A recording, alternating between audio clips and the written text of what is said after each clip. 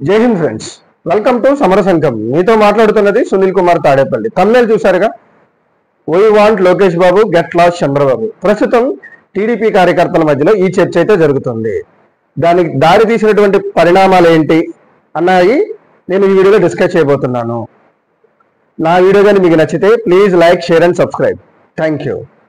ఇంకా వీడియోలోకి వెళ్ళిపోతే 2019 నుంచి 2024 మధ్యకాలంలో వైసీపీ వాళ్ళు టీడీపీ వాళ్ళ మీద చాలా వరకు తప్పుడు కేసులు పెట్టారు.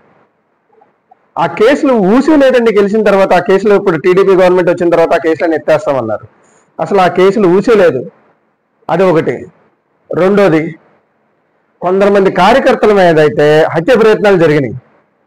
ఇవి నేను ఇంకా వీడియో కూడా చేయబోతున్నాను. నేను ఆ కార్యకర్తల మీద ఎట్లాంటి హత్యాయత్నాలు జరిగినాయి, వాళ్ళు ప్రస్తుతానికి వాళ్ళ పరిస్థితి ఏంటి, పార్టీ వాళ్ళని ఏ రకంగా పట్టించుకుంది అన్న విషయాల మీద కూడా నేను వీడియోలు చేయబోతున్నాను. వాళ్ళొకళ్ళ అసహనంతో ఉన్నారండి. మూడోది, ఓడిపోయారు కదా కొన్ని 11 నియోజకవర్గాలు. ఆ నియోజకవర్గాలు ఒకటి, జనసేన 21 నియోజకవర్గాలు గెలిచింది కదా. ఈ 33 నియోజకవర్గాల్లో ప్రస్తుతం నెక్స్ట్ బీజేపీ గెలిచిన నియోజకవర్గాలు. వీటన్ని నియోజకవర్గాల్లో ఇన్ఛార్జీలు లేరండి. ఇన్ఛార్జీల నియామకం అనేది నవంబర్లో చేస్తానని చెప్పి అన్నారు. ఇంత ఫిబ్రవరి వచ్చింది, మార్చి వచ్చేసింది, కానీ ఇంతవరకు ఊసేలేదు. ఇవి కాకుండా గవర్నమెంట్ ఆఫీసర్లు అండి, ఏదైనా గవర్నమెంట్ ఆఫీసులోకి టీడీపీ కార్యకర్తలు వెళ్తే వైసీపీ వాళ్ళకి పనులు జరుగుతున్నాయి కానీ టీడీపీ వాళ్ళకి జరగట్లేదంట. వైసీపీలోంచి టీడీపీలోకి వచ్చారు కదా, వీళ్ళ పెత్తనం ఎక్కువైపోయిందంటండి టీడీపీ వాళ్ళ మీద. 2019 నుంచి 2024 మధ్యలో వైసీపీలో ఉండి వీళ్ళ మీదే పెత్తనం చేశారు. మళ్ళా టీడీపీలోకి వచ్చి ఇప్పుడు మళ్ళీ వీళ్ళ మీదే పెత్తనం చేస్తున్నారంట. వాళ్ళకి కూడా ఎక్కువైపోయింది. మరీ ముఖ్యంగా అయితే ఇంపార్టెంట్ ఇష్యూ, రీసెంట్గా జరిగిన ఇష్యూ జీవీ రెడ్డి గారి ఇష్యూ అండి. జీవీ రెడ్డి గారి ఇష్యూ అయితే టీడీపీ కార్యకర్తల మనోభావాలు అనేవి దారుణంగా దెబ్బతిన్నాయి. ఆయన చాలా మంచి మాటకారి, ఏదైనా ఒక విషయాన్ని కూలంకషంగా చర్చించగలడు, ఎనాలిసిస్ చేయగలడు, చెప్పగలడు అర్థమయ్యేటట్టుగా. అలాంటి వ్యక్తి 2019 నుంచి 2024 మధ్యలో స్టార్టింగ్లోనే పార్టీలోకి వచ్చాడు. ఏది వైసీపీ వాళ్ళు నువ్వు మా దాంట్లోకి రమ్మని చెప్పి అడిగినా కానీ ఆయన్ని, మా రెడ్డిస్ అందరు ఇందులోకి రావాలి అయినా కానీ చెప్పని లేదు, బాబు గారి మీద నమ్మకంతో ఆయన పార్టీలోకి వచ్చాడు. కానీ ఆయనకి జరిగింది ఏంటంటే, ఐఏఎస్ ఆఫీసర్లు అన్నవాళ్ళు, ప్రస్తుతం ఉన్నవాళ్ళు లంచాలు తీసుకుంటే కానీ ఫైల్స్ కదలటం లేదండి. నన్ను లంచం ఇవ్వకపోతే ఆ ఫైల్ అనేది పక్కన పెట్టేస్తున్నారంట. ఆఫీసర్లలో అంత దారుణంగా ఉన్నారు.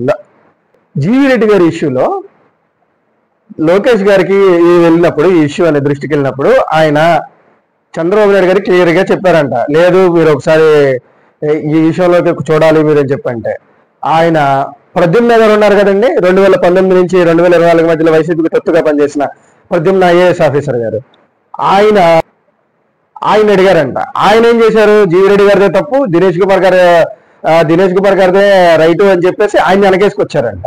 వీళ్ళందరూ 19 నుంచి 24 మధ్యలో వైసీపీ తొత్తులుగా చేశారండి. ఇప్పుడేమో టీడీపీ వాళ్ళని అసలు టీడీపీ వాళ్ళని అయితే అసలు పట్టించుకోవట్లా. పరిస్థితి అలా ఉంది ప్రస్తుతం పార్టీలో.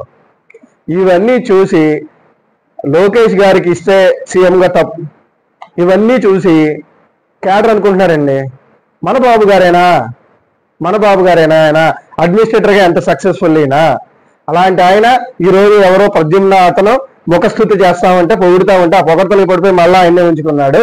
ఏంటండి ఇది, ఇంతకు మించి ఆఫీసర్ లేరా, ఆయన చుట్టూ పెట్టుకుని ఆయన పట్టుకుని తిరుగుతున్నాడు. ఆయన ఎంతసేపు ఏ మీటింగ్లో జరిగిన ప్రద్యుమ్న నువ్వు ఇటురా అని చెప్పి అంటున్నాడు. ఆయన్ని ఎంతసేపు పొగుడుచుకుంటున్నాడు ఏంటండి ఆయనతో అన్న ఉద్దేశంలో క్యాడర్. ఇవన్నీ చూశాక క్యాడర్ అనేవాళ్ళు చంద్రబాబు గారు తప్పుకొని లోకేష్ బాబు గారిని సీఎం చేస్తే బెటరు.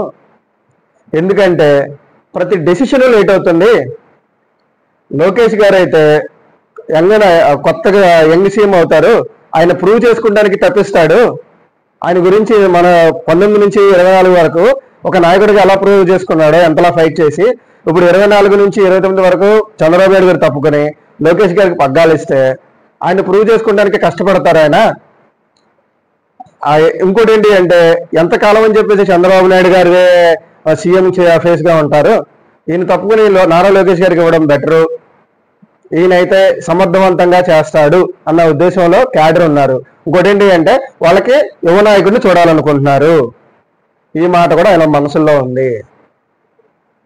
ఇవన్నీ చూసి నేను ఈ వీడియోలో చెప్తున్నాను. నేను ఆ కంటెంట్ కానీ మీకు నచ్చితే please like, share and subscribe.